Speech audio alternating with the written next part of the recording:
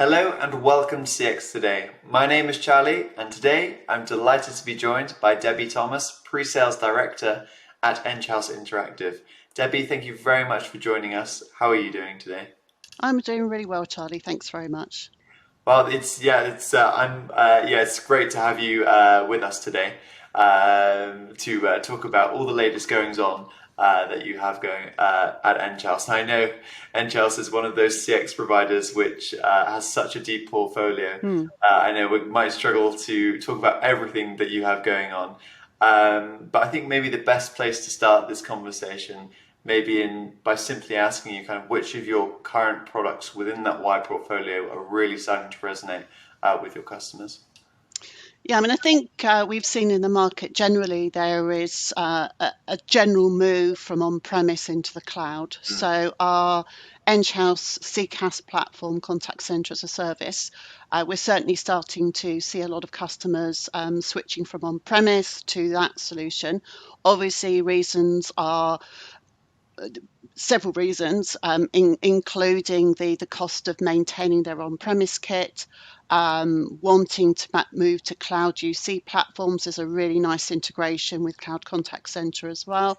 And then other things that we can add feature functionality wise, our quality management system, which actually we'll probably come on to talking about because we are having significant changes there and introduction on the roadmap.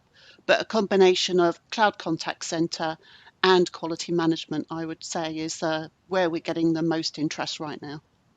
Yeah, absolutely. And I will also pick up on your point there of the UC connection. because I know Enghouse is a very popular solution for Microsoft Teams, people who want Hmm. to extend their Microsoft Teams solution and make it into a CCaaS platform. So I think that's also a really interesting one. But I think that's a great overview there. And you mentioned, you'll be working on your quality management solution there.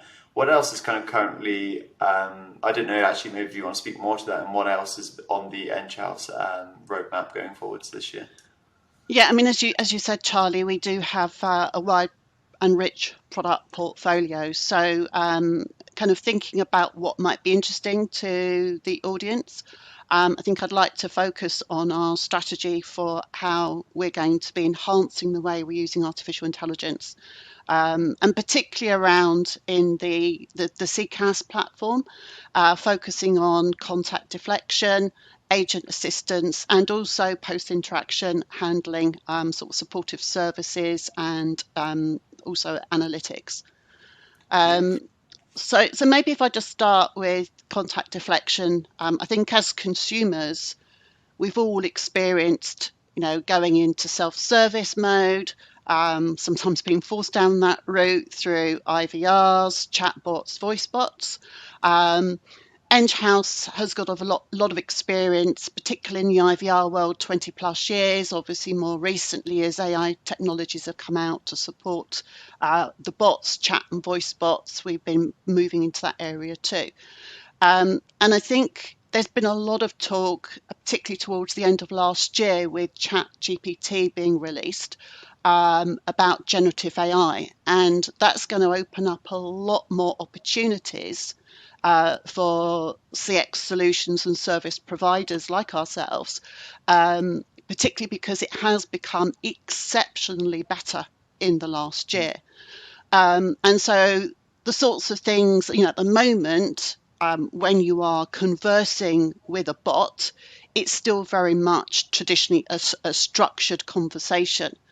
And with the introduction of generative AI, we have the ability to make it much more personalized, which is obviously going to be a better experience for the customer, which will result hopefully in higher satisfaction rates, first call resolution, which is going to be music to the customer experience manager's ears, I'm sure.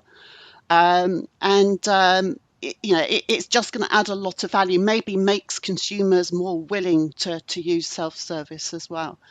But Mm. having said that, we do need to be careful. And I think in terms of our product roadmap, um, Chat GPT and its ilk is very powerful, but it doesn't have a filter.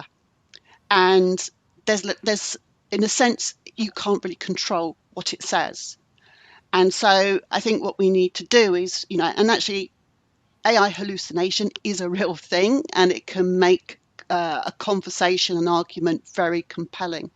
And so what we're looking to do is really to combine our AI experience with the generative AI into a much more structured model.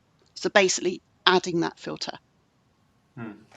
Yeah, I think again, lots of really great stuff there. Interesting to hear how you're using generative AI there and kind of making that filter, as you say, to avoid those Mm, hallucinations. I imagine a lot of that involves keeping the human in the loop. But I also thought was really interesting there was kind of a lot of the innovation was based towards the agent too, from the quality management perspective too. And you mentioned a bit about post-call processing.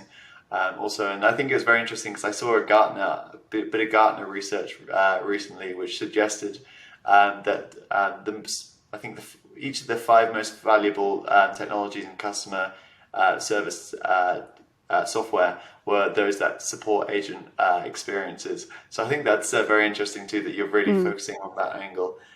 So yeah, lots of great stuff in mm. there again. And you kind of mentioned this a little bit already, but I think what my final question I'll ask you is how will that roadmap, which you've just set out to me, really benefit your customers going forwards? Yeah, I mean, certainly, one of the key things will be to leverage generative AI and how we can introduce that, both from the self-service aspects I've talked about, but also in terms of supporting agents. Being an agent can be really tough. It can be a tough job, whether that's the volume of inquiries they're dealing with. Sometimes they can be complex, sometimes of a sensitive nature. And often, particularly with the move to digital channels, they're expected to do more than one thing at a time. So by introducing AI to provide better self-service technologies, we're going to free up the agent to focus on those value-added tasks, frequently asked questions, low volume, stuff that doesn't have complexity, inquiries that don't need a personal sympathy, if you like. That's really good for self-service. But in terms of what we can do for the agent, one of the things on our roadmap, well, actually, we've had real-time translation for web chat and for social media messaging for some time. We have many customers using that.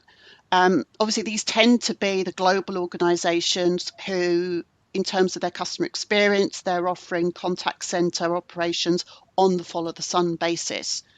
And so, in terms of the financial investment in ensuring that you've got language support around the sun, that can be expensive. So, we're seeing a real return on investment in terms of putting the real time translation in place for web chat and social chat, as I say. But we will be introducing this year real time translation with voice as well, which is really going to help again with that significant return on investment. Wow, that's really incredible. Actually, Mm, I've not heard of that as an actual use case. mm, Real-time translation on voice. I've heard it through web chat, and as you say, I've seen great value in contact centers that follow yes. the sun model with their locations around the world. But to actually see that Enghouse are putting that into practice, yeah, that's quite a new, an exciting tool for me, I think, and that could really support contact centers with global operations. Yeah, and I think maybe that's a nice little high to end on almost. I think lots of really exciting stuff that you have going on at Enghouse across all of that wide portfolio. And I'm sure there's so many things that you wanted to discuss Yeah. as well on Yeah. this No, call. Yeah. yeah. Charlie, exciting times in the industry for sure. Yeah. Yeah, absolutely. It's funny actually. We were putting together our market maps. And we were really looking into the vendors across a lot of the CX portfolio. So from contact center to the voice of the customer, and just how many categories Enghouse fit across those, and all with also very kind of highly appreciated solutions by analysts too. Actually, so it's great to see, and I do look forward to watching the Enghouse journey continue. But yeah, I think, as I said, maybe that's a great place to end today's chat. Otherwise, there's no stopping me from rambling. But so thank you very much for joining me today, Debbie. Thank you very much, Charlie. Thanks for your time. It's been good to meet you. Yeah, absolutely. And also, thank you to everybody for watching. Bye for now.